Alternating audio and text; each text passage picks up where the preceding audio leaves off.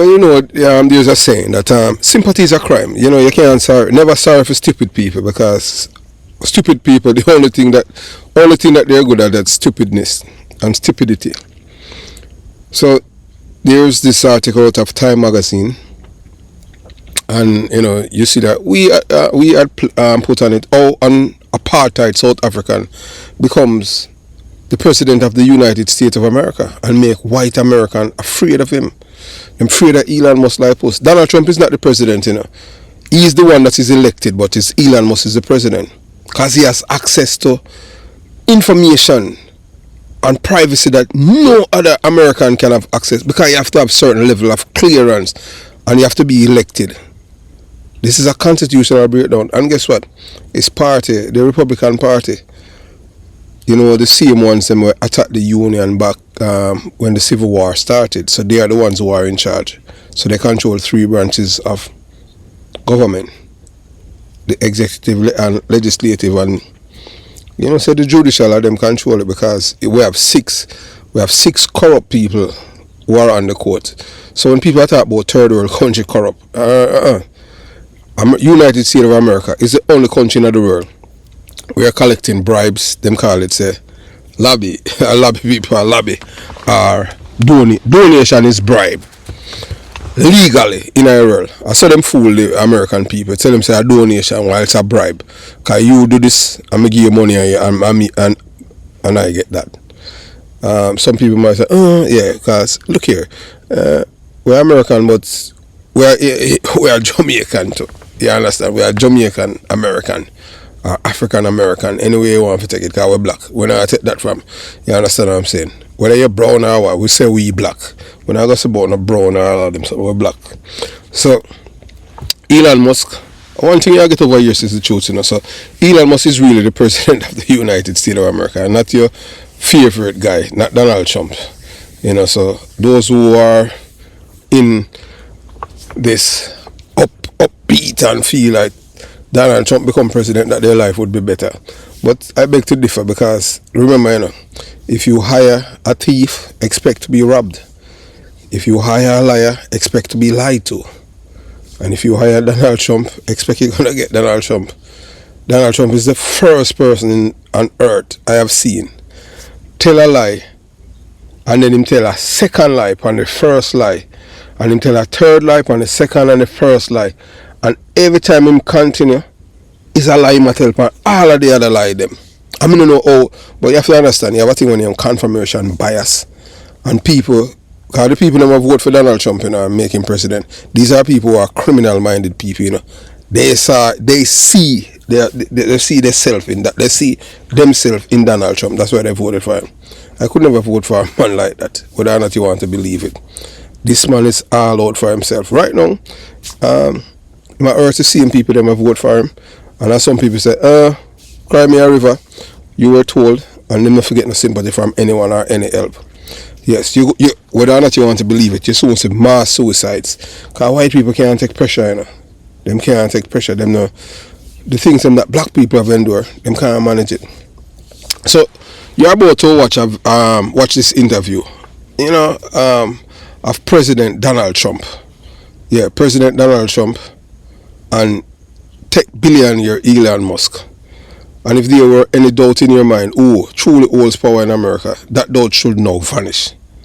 Historically, we have never witnessed an American president, current or former, engaging in a giant interview with a civilian who wields such immense influence over the nation's technological, economic and political landscape.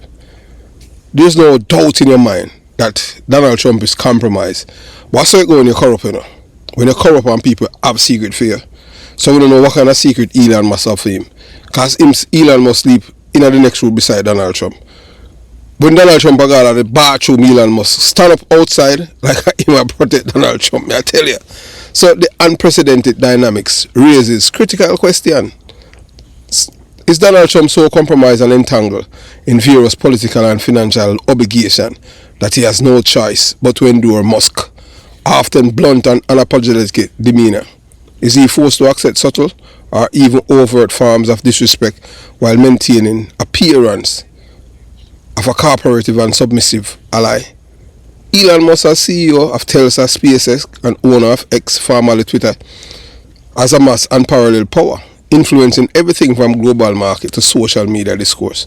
But everything, after I start, there must be an end. There's going to be an end, but we know so the end, it's going to be bitter for Elon Musk and them friends them. Because when you go for the CIA, FBI, DIA, and all of these people, they be coming at you. So no matter who them put in a, whether or not you want to believe it, you swear, once you start support lawlessness, people, and you pardon people who kill police and all of these things have a way for you have 360 and return.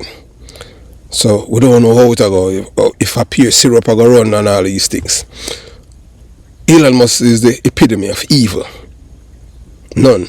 And trust me, he might go wither away and suffer before him dead. Maybe he might get one, not that's hard, but hey, the Lord work in mysterious way. So his access to wealth, data and innovation places him among the most powerful unelected figures in modern history. That Donald Trump, the president of the United States, is willing to sit beside him, that seems less like a mutual dialogue and more like a strategic submission, suggests a shift in traditional power structure. So you can't say Donald Trump allow himself to be submissive to Elon Musk. So is this simple? A calculated move by Trump, positioning himself closer to Musk resources and influences as he eyes to dismantle the federal system and rob the poor people who work for the federal government, dismantle it and make America not make America less safe and secure. And where's the pushback? There's no pushback from Congress, because all of these people are in lockstep. These people are political, these people are not patriots. Patriots stand up for them country. Don't think about a primary. You're thinking about power so much that you don't even think about the future for your children. But remember, what goes around comes around. So we know that from a long time. They believe in a democracy. We're seeing it. You understand?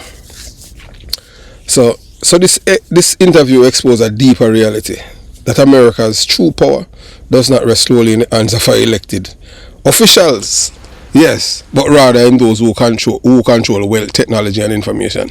So Donald Trump, Elon Musk, this interview show you that Elon Musk is the president of the United States, sitting beside Elon Musk. Everyone around the world laughing at America, say yes. We know that all along, that you people are the epitome when you come on of corrupt officials. You have no morals, no leadership quality, nothing. But people don't depend on them, because that's how them say publicly, but privately is a corrupt system. During the swamp now, more fill the swamp them with the alligators them. Billionaires. So they must say, where's Luigi? Mangione. So this moment is historic. Not merely because the figures involved, but because it's underscore the evolving relationship between Donald Trump and a billionaire and others that not show up, because Elon Musk know he's the one who have the ego, the chip on him shoulder, feel like him larger than life. So him are the one, and guess what? He's not an American by birth, he's a South African. And we can tell you that what he is doing right now is a coup, and it's treasonous. And he's going to pay for it, because whether Donald Trump want to believe, he might turn upon him own people, so when the whole country unite and I head up there, hey, Donald Mar-a-Lago, just wait until them people in Florida them start feel it. Mar-a-Lago, because whether or not you want to believe it, the police is not going to be there for them, because the police know that they are their enemies. You understand? Whether or not you understand what I'm saying. So who is truly in charge of America's future? Elon Musk and his billionaire friend. And Trump is willingly playing the role of a hostage to the new power elite. So we want to watch this interview with this reporter at CNN along with a woman named Margaret Talev. You watch, you listen, and you decide. That's how it is in America right now. Donald Trump is an hostage. President Trump is facing new backlash today for suggesting that he can't be accused of breaking the law if he's working to save the country. Hours after posting that message, Trump's former Vice President Mike Pence shared a link to an article he wrote in 2010 about the importance of adhering to the Constitution. Democratic Senator Adam Schiff said, quote, "spoken like a true dictator." And Democratic Congressman Richie Torres said, in part, Trump seems to believe he can do whatever he wishes in the name of saving the country. Torres adds, the U.S. Constitution trumps the policy preferences of President Trump. Joining us now is Margaret Talev, senior contributor for Axios and director of the Institute for Democracy, Journalism, and Citizenship at Syracuse University. Margaret, I want to get your reaction to Trump's post. What do you make of this? Well, Paula, it's certainly designed to get everyone's attention and create quite a reaction, and it's doing that so far. He's taken steps like pinning it or putting it out there to begin with. It's obviously he wants people talking about this. So the question is, what is he trying to tell us? Is he foreshadowing a series of actions that will flout the law, that judges will push back on, and that he'll say, I'm doing it anyway because it's for the country? Or is the purpose of it to get the reaction, or is the purpose of it somewhere in between? And the truth is, at this point, we don't know yet, but we do know that the very essence of the quote, it's been attributed to Napoleon, yes, the former French emperor who was then exiled after Waterloo and who took hold of leadership with a coup. So it is a provocative quote. It's designed to be provocative. I think the question or the concern, both from lawmakers and also from the legal community, is this more than just a provocation? Is this him broadcasting his intentions as he continues to push boundaries? Well, speaking of someone who's not known to be provocative, former Vice President Mike Pence wrote and linked to this article where he says, quote, without proper adherence to the rule contemplated in the Constitution for the presidency, the checks and balances in the constitutional plan become weakened. What's he getting at here?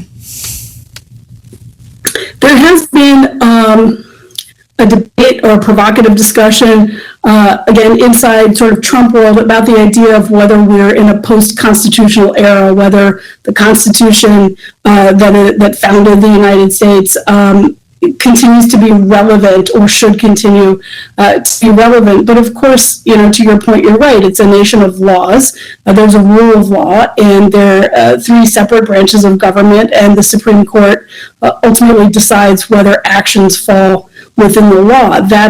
Those are the rules of the country, and if there weren't those rules, there would be lawlessness and violence, and everything would be a jump ball. So I think I think it looks to me like all these various parties, whether they're Republican, whether they've been aligned with Trump in the past or not, are trying to figure out, is this again, meant to have a chilling effect or get everyone's attention and that's it? Or is this foreshadowing of steps to come? And at this point, because we're only a few weeks into the new administration, all you have to go on are the early actions of the administration. But certainly with DOJ, with some of these mass firings, with many moves that are already headed to the courts, the president has shown a willingness certainly to push the boundaries of what has ever been allowable behavior by an executive in the modern United States. Now, Trump is also responding to critics who say it's Elon Musk who is actually the one in charge. Let's take a listen to what he said in a joint interview with Musk on Fox. Actually, Elon called me. He said, they're trying to drive us apart. I said, absolutely. They said, we have breaking news. Donald Trump has ceded control of the presidency to Elon Musk.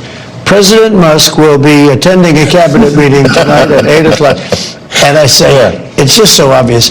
They're so bad at it. I used to think they were good at it. They're actually bad at it, because if they were good at it, I'd never be president. What do you think is going on with that interview and behind the scenes?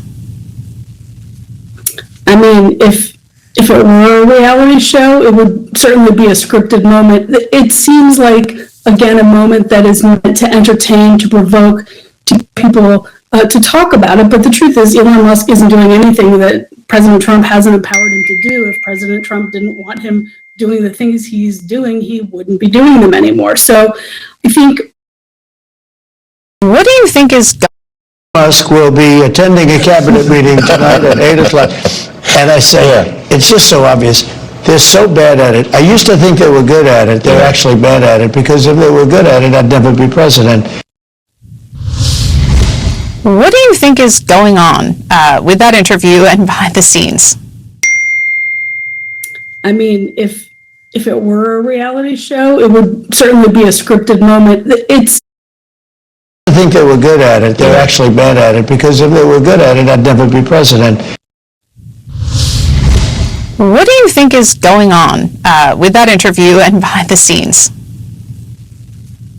I mean, if it were a reality show, it would certainly be a scripted moment. It seems like, again, a moment that is meant to entertain, to provoke, to people to talk about it. But the truth is, Elon Musk isn't doing anything that President Trump hasn't empowered him to do. If President Trump didn't want him doing the things he's doing, he wouldn't be doing them anymore. So I think for a lot of members of Congress, there was all of this debate early on about how much scrutiny should cabinet nominees get.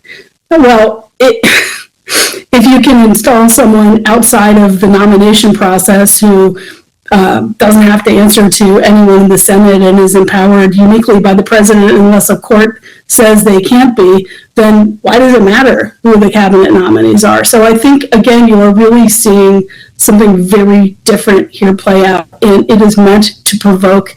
It is meant to get people who are concerned about boundaries in the system all whipped up and fired up. They are playing it as they have intended it, and that's what's going on right now. Margaret Taller, thank you. More. Yeah, so whether or not you want to believe it, first we are witnessing an American president like an hostage, Yeah, man.